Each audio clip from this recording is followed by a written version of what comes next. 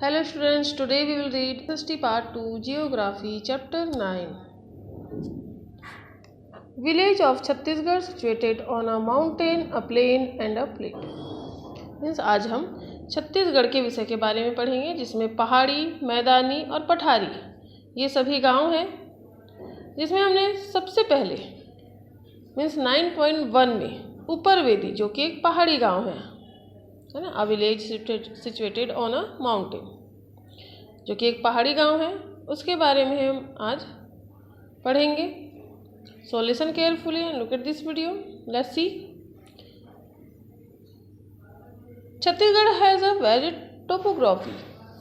On one side there are high mountains and valleys covered with a dense forest and a wonder. On the other side there are large plains and high plateau. Our people living in this varied land form work hard and produce a variety of things, giving a heterogeneous look to our cultures. So, हमारे जो छत्तीसगढ़ का जो धरातल है वो काफ़ी विविधतापूर्ण है. एक तरफ घने जंगलों से ढके ऊंचे पहाड़ और गहरी घाटियां हैं, तो दूसरी तरफ लंबे चौड़े समतल मैदान और ऊंचे ऊंचे पठार भी हैं. हमारे लोग इन सभी इलाकों में रहकर कड़ी मेहनत से तरह तरह की चीज़ों का उत्पादन करते हैं और हमारी संस्कृति को विविधता से संवारते हैं. Would you like to know about lifestyle of the people inhabiting in these areas? In this lesson, we shall read about people living on inaccessible mountains. We shall read about things that are available there and how they are used. But to know all this, we will have to go toward Bastar region. सो बच्चों, आप जानना चाहेंगे कि इन सभी इलाकों में रहने वाले लोगों का जीवन किस प्रकार का होता है. तो आइए लेट्स सी. इस पाठ में हम दुर्गम पहाड़ों पर रहने वाले लोगों के जीवन के बारे में पढ़ते हैं. इस पाठ में हम जानेंगे कि उनके यहाँ क्या क्या चीज़ें मिलती हैं और उन चीज़ों का वे किस तरह उपयोग करते हैं. लेकिन यह सब जानने के लिए हमें बस्तर संभाग की ओर चलना होगा. यहाँ पर आप लोग पिक्चर देख रहे हैं. जो है इस पिक्चर में दिखाया गया है 9.1.1 माउंटेन्स रूट, एक पहाड़ी रास्ता. हम बस्तर संभाग के बारे में पढ़ेंगे. Mountains of Bastar. Abujhmad mountains of Bastar region are very famous. Bastar संभाग में अबुझमाड़ की पहाड़ियाँ बहुत ही प्रसिद्ध हैं. This mountains range is on the northwest of this region. इन पहाड़ियों की श्रृंखला इस संभाग के उत्तर पश्चिम दिशा में फैली है. If we travel towards south of Kanker, we can see the edge of the mountains. Our teams went to see a village located on this mountains on 16th February 2002. Kanker से दक्षिण की तरफ जाने पर इन पहाड़ियों के छोर दिखने लगते हैं. 16 फरवरी 2004 को इन्हीं पहाड़ियों पर बसे एक गांव को देखने के लिए हमारा समूह चल पड़ा. कांकेर के बस स्टेशन से कुछ ही दूरी पर दूध नदी और उसके किनारे गढ़िया पहाड़ का दृश्य बड़ा ही सुंदर लग रहा था. A little away from the bus stand of Kanker, we could see the beautiful Doodh rivers and Garhia hills on its bank, from where some hills could be seen here and there. The bus started when we moved 30 kilometers further toward south. We could see a high hill covered with dense forest. Sharp bends and steep ascent were very exciting. We felt as if we were moving around the same places. We reached its peak, enjoying the valley scenes, beauty and beautiful. Here we saw a beautiful temple of Devi and Panchavati Park. The valley together near this peak is called Keskal Valley. A little further away is the headquarters of Keskal block. बच्चों, यहाँ पर बड़ा ही मनोरम दृश्य देखने को मिला। जैसे कि पहाड़ का दृश्य बड़ा ही सुंदर लग रहा था। यहीं से इधर उधर कुछ पहाड़ियाँ भी दिखाई देने लगी और बस चल पड़ी। लगभग 30 किलोमीटर आगे दक्षिण दिशा की ओर जाने पर एक ऊंची और घने जंगल से ढकी पहाड़ियाँ दिखाई देने लगी। तेज घुमावदार मोड़ व चढ़ाई को देख हमारी सांस अटक जाती रही। ऐसा लग रहा था कि हम उसी स्थान पर गोल गोल घूम रहे हों। घाटी की सुंदरता का आनंद लेते हुए हम उसकी चोटी पर पहुंच गए। ऊपर पहुंचने पर हमें माता का एक मंदिर और पंचवटी उद्यान मिला, जो अत्यंत ही रमणीय है। इस चोटी के आसपास की घाटियों को केशकाल घाटी कहते हैं। यहाँ से थोड़ी दूर पर ही विकासखंड मुख्यालय केशकाल स्थित है। So students, about 5-6 kilometre away from Keshkal, अभी केशकाल से लगभग 5-6 किलोमीटर आगे ही गए थे कि क्या हुआ। We had to leave the Meteorite road of enter into thick forest. The path was narrow, uneven and rocky, and at some places even such type of path of missing lost in the forest. On the way, we came across some children who were hunting bird and small animals. A few women were collecting mahua and plucking leaves. यहाँ पर जब हम आगे गए तो हमें पक्की सड़क छोड़कर घने जंगलों के बीच घुसना पड़ा। तब यहाँ मुरुम की सड़कें थी। कच्चे उबड़ खाबड़ पथरीले रास्ते के बीच पतली सी सड़क और पगडंडी है ना। कहीं कहीं तो वह जंगलों में गायब हो जाती थी। रास्ते में कुछ बच्चे चिड़ियों और छोटे जानवरों का शिकार करते मिले। एक दो महिलाएं भी महुआ बिनती और पत्तियां तोड़ती दिखाई दी। महुआ, आम, साल, हर्रा, बहरा, डूमर आदि के सघन पेड़ों के बीच कहीं एक आध गांव झांकता हुआ सा दिखाई देता था। After climbing about 20 kilometers toward west, we could see the Uppervedi village. We felt as if we had reached Uppervedi. इसी तरह लगातार करीबन 20 किलोमीटर पश्चिम दिशा में चलने के बाद ऊंची चढ़ाई पर ऊपरवेदी गांव दिखाई पड़ा। ऐसा लगा मानो चढ़ाई चढ़ते चढ़ते हम ऊपर की वेदी में चबूतरे पर पहुंच गए हों। गांव में पहुंचकर हमने देखा कि इसके तीनों दिशाओं मीन्स पूर्व, पश्चिम और दक्षिण, ईस्ट, वेस्ट और साउथ की ओर तेज ढाल है। सो स्टूडेंट्स, दक्षिण के एटलस में जो पूर्व, पश्चिम और दक्षिण की ओर है ना, तेज ढलान थी। सो आप लोग इस छत्तीसगढ़ के एटलस में देखिए कि अबुझमाड़ की पहाड़ियाँ कहाँ पर है। आप लोग इसे सर्च करिए। एंड अब हम चलते हैं आगे की ओर।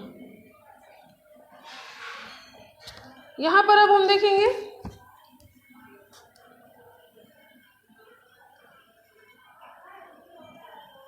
इनहैबिटेशंस ऑफ ऊपरवेदी। यहाँ पर देखेंगे हम ऊपरवेदी की बसाहट किस प्रकार की है। आइए देखते हैं। Inhabitation of Uparvedi village is a very skied groups of 1 or 2 houses. यहाँ पर क्या हुआ, ऊपरवेदी गांव की बसाहट हमें काफी बिखरी हुई दिखाई पड़ी। थोड़ी थोड़ी दूर पर 1-2 घरों के समूह अलग अलग दिखाई दे रहे थे, लेकिन गांव की कच्ची पगडंडियों ने उन्हें आपस में जोड़ रखा था। गांव पहुंचकर हम पेड़ों की छांव में बैठे ही थे कि एक बूढ़ा आदमी हमें दिखाई पड़ा। हमने उनसे पूछा। He said that everyone had gone the forest. When will they return? We asked. क्या पूछा? There is nothing in the village when our requirements are fulfilled of the forest. What is the use of staying in the village? उसने कहा सब जंगल गए हैं, है ना। हमने उनसे क्या पूछा, आज आपके गांव में कोई दिखाई नहीं दे रहा है, सब कहाँ गए? तो उसने क्या कहा, सब जंगल गए हैं। वे सब कब तक आएंगे? हमने पूछा। उनका क्या, गांव में तो कुछ ही है ही नहीं, सब सारी जरूरतें जंगल से ही पूरी होनी है, तो फिर गांव में रहकर क्या करेंगे? His answer made us think that our visit to this place is useless if we do not meet the local people. Then we asked him if he would take us to them in the forest. He agreed and we started walking with him. After a little while, we reached a steep slope and started going downhill very fast. When we reached the base, we saw a small stream flowing. Some people were working near it. These people were the villagers. When they saw us, they came and sat near us. They all had spat and tumbi. वो लोग ने क्या कहा कि जो सब जरूरतें कहाँ से पूरी हो जाती, जंगलों से पूरी हो जाती, तो गांव में कहीं कोई दिखाई नहीं दे रहा है। उसके इस उत्तर से हम सोच में पड़ गए कि यदि यहाँ के लोगों से मिल ही ना पाए तो यहाँ आना ही बेकार हो जाएगा। फिर हमने उनसे पूछा, क्या आप हमें उन लोगों के पास जंगल में ले जा सकते हैं? वह तैयार हो गया और हम उसके साथ चल पड़े। कुछ दूर चलकर हम तेज ढलान पर पहुंच गए और तेजी से नीचे उतरने लगे। जब हम नीचे पहुंचे तो वहां एक छोटा सा नाला बहता दिखाई दिया। उसी नाले के पास हमें कुछ लोग काम करते दिखे। वे गांव के ही लोग थे। हमें चित्र में देखकर समझ आ रहा होगा। हमें देखकर वे सब इकट्ठे हो गए और पास आकर बैठ गए। सभी के पास कुल्हाड़ी, फावड़े और तुम्बी थी। आप लोग इस पिक्चर को देख सकते हैं। ये चाल्हा जो ऊपरवेदी गांव का यहाँ पर पिक्चर बताया गया है। इस पिक को देखिए 9.1.3 ऊपरवेदी। ये ऊपरवेदी का जो है यहाँ पर गांव का चित्र दिया हुआ है। इसे देखकर आप लोग समझ सकते हैं। After the intel from Stark, they started opening up and told us about their village and their life. शुरू में तो हम इधर उधर की बातें करते रहे, मगर थोड़ी सी बातचीत के बाद वे हमें अपने गांव और अपने जीवन के बारे में खुलकर बताने लगे। यहाँ पर अब देखते हैं हम स्ट्रीम्स मीन्स नाले। यहाँ का जो नाला है वो कैसा है? They told us that their village was situated at the top of hill. उन्होंने बताया कि उनका गांव पहाड़ी की ऊंचाई पर बसा हुआ है। On certain side of the village there a waterfall. और उसने क्या कहा? गांव की दक्षिणी सीमा पर बहुत ऊंची कगार है जहां से पानी जलप्रपात बनकर गिरता है।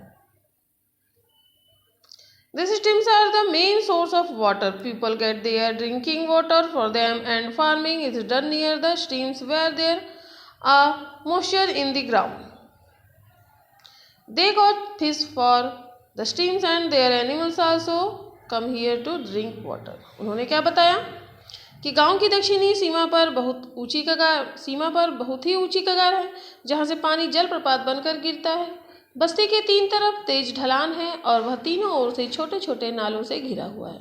उन्होंने बताया कि ये नाले ही उनके पानी के प्रमुख स्रोत हैं। यहीं से उन्हें पीने का पानी मिलता था। परंतु क्या बोला उन्होंने? जब से गांव में 2 ट्यूबवेल खोदा गया, पीने का साफ पानी मिलने लगा और इन्हीं नालों की नमी से आसपास खेती भी होने लगी। इन्हीं नालों में वे मछली भी पकड़ते थे, है ना, फिश पकड़ते थे और उनके जानवर भी यहीं से पानी पीते थे। यहाँ पर आप लोग इस पिक्चर में देख सकते हैं लस्सी। 9.1.4 वुमेन कैचिंग फिश। यहाँ पर देखिए ये जो कुछ वुमेन्स हैं वो मछली पकड़ रहे हैं। Look at the picture 9.1.3 and answer. आप लोग इस पिक्चर को देखकर इस क्वेश्चन का आंसर बताइए। How many streams were there in the village? गांव में कितने नाले होंगे? क्या आपको दिखाई पड़ रहे हैं? गांव में जंगल अधिक है या खेत, या फिर जलप्रपात कहाँ पर है? आइए अब हम आगे और देखते हैं। लेट्स सी यहाँ के जो है फसल और मिट्टी के बारे में। Soil and crop. Among the people who were sitting was the Up-Sarpanch of village Sri Amlu Ramji. When we asked him about farming, he took us to their fields. वहाँ बैठे लोगों में गांव के उप सरपंच श्री अमलू राम जी भी थे। जब हमने उनसे खेती बाड़ी के बारे में पूछा तो वे हमें गांव के खेत दिखाने ले चले। आइए देखते हैं उनका खेत कैसा है। अमलू Ram ji told us that as there are steep slope, the soil there was a fine and fertile, as it has flowed down from top and settled near the streams. This was the reason why there was a thick layer of black soil near the streams. यहाँ पर क्या बोला उन्होंने क्या बताया? यहाँ पर आप इनके इस पिक्चर में देख सकते हैं कि ये खेत कैसे दिख रहे हैं।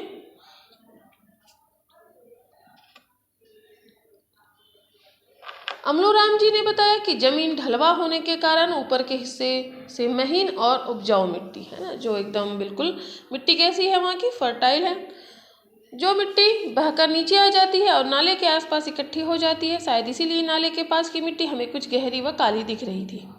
अमलू राम जी बता रहे थे कि यहाँ की मिट्टी को नाले से नमी भी मिल जाती है और मिट्टी भी उपजाऊ होती है, इसलिए यहाँ नालों के किनारे सकरी पट्टी में धान के छोटे छोटे खेत बना लिए गए हैं। इनमें कई किस्म के धान बोए जाते हैं, जैसे अगर बारिश अच्छी हो तो देर से पकने वाले गाढ़ा कुट्टा, माई सफरी, मोटा सफरी नाम के धान बोए जाते हैं। कम बारिश होने पर तुरिया पारा, तुरिया सफरी, मासूरी नाम के जल्दी पकने वाले धान भी बोए जाते हैं। अगर बहुत अधिक पानी गिरे तो नाले का पानी खेत की सारी फसल को ही बहा कर ले जाता है। देखा बच्चों आपने यहाँ की जो फसल है वो कैसी है और मिट्टी। नाले के पास ही धान के खेत क्यों बनाए जाते हैं, क्या आप बता सकते हैं? Why is there a thick layer of soil near the streams? नाले के पास मिट्टी गहरी क्यों है? And when rainfall is a less rice which ripens is grown, and when rainfall is heavy then rice which ripens is grown early or late.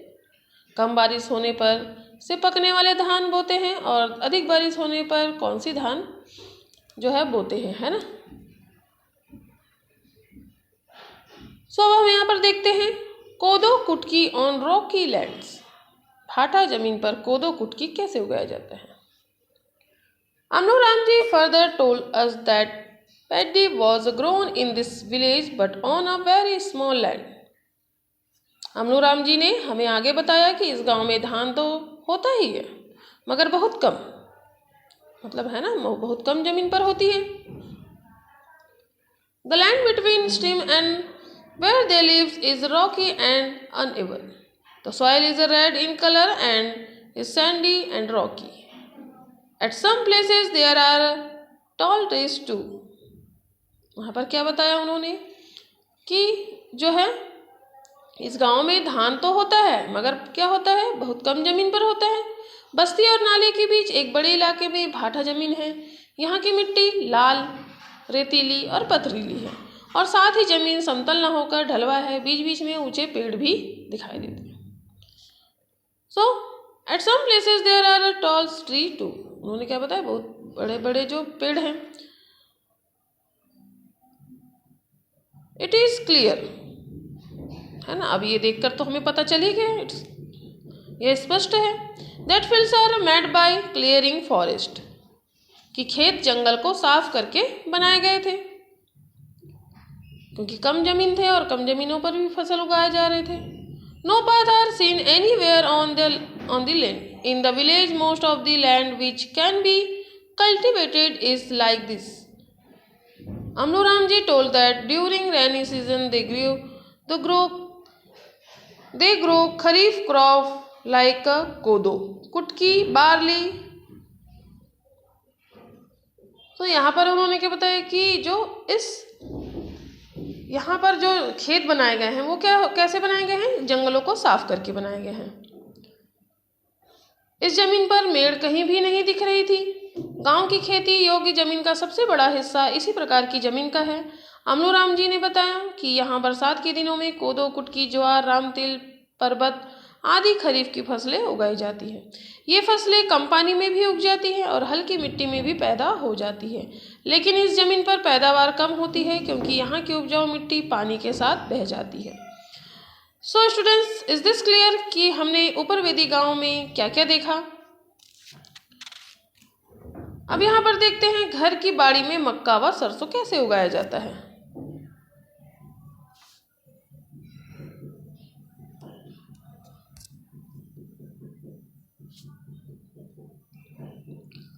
So students, अभी तक जिसमें हमने जो है आपको बताया उसमें क्या आप लोग ये क्वेश्चन का आंसर बता सकते हैं? भाटा जमीन और नाले के पास की जमीन की मिट्टी में क्या क्या अंतर दिखाई दिया? गांव में किस प्रकार की जमीन अधिक है? भाटा जमीन पर मिट्टी और पानी को बहने से रोकने के लिए क्या क्या उपाय किए जा सकते हैं? आप लोग इसे देखिए। अब हम देखते हैं mine's and mustard in the kitchen garden. Kitchen garden में हमने जो है क्या बताया कि ये लोग घर की जो बाड़ी होती है वहाँ पर क्या बोते हैं? माइज एंड मस्टर्ड मीन्स मक्का और सरसों। From local people, we learned that tribal farmers had more faith in their kitchen garden called. उन्होंने यहाँ पर क्या बोया? यहाँ के लोगों से बात करने पर हमें पता चला कि यहाँ के आदिवासी किसान सबसे अधिक भरोसा अपने घर के जो है बाड़ों पर करते हैं। हर एक घर के पीछे विशाल बड़ा जो है बाड़ा होता है जिसे लकड़ी का घेरा बनाकर जानवरों से बचाने का प्रयास किया जाता है। इन बाड़ों में क्या क्या बोया जाता है? सल्फी, आम, कटहल, केला जैसे फलदार पेड़ और कुल्थी, सेम, बैगन, टमाटर जैसी सब्जियां भी उगाई जाती है। इन बाड़ों को किसान गोबर खाद और घर के कचरे आदि डालकर उपजाऊ बनाते हैं। बरसात के दिनों में इन बाड़ों में मक्का और ठंड के दिनों में सरसों उगाई जाती है।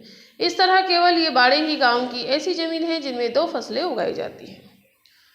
सो स्टूडेंट्स, यहाँ पर आप लोग देख सकते हैं ये किचन गार्डन है, ये जो है घर के पीछे है ना, घर के पीछे के हैं किचन गार्डन।